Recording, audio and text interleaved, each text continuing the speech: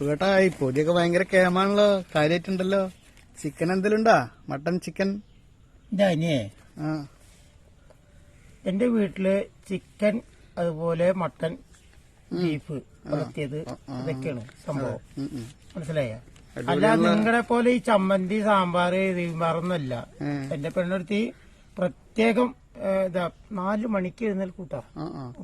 പിന്നെ എന്നിട്ട് ബീഫ് എന്തെങ്കിലും കൊടുന്നിട്ട് അത് ഒലത്തി അതൊക്കെ റെഡിയാക്കിയിട്ടാണ്. ഞങ്ങൾക്കത് ഇല്ല, അത് പറ്റില്ല. പറ്റില്ല. ശീലായതാണ് എന്തായാലും വേണ്ടരുത്. അതെ അതെ. അപ്പൊ എന്നും നമുക്ക് നീ കാണാറില്ലാണല്ലോ.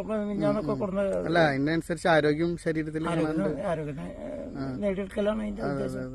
അപ്പൊ ഇന്നിപ്പോ എന്താണോ, ബീഫാണോ ഇനി മട്ടനാണോ എന്താ അറിയില്ല. നമുക്ക് തുറന്നു നോക്കാം. ചിലപ്പോ മട്ടനോ ബീഫിന്റെ മണ വരുന്നത്. അതെ.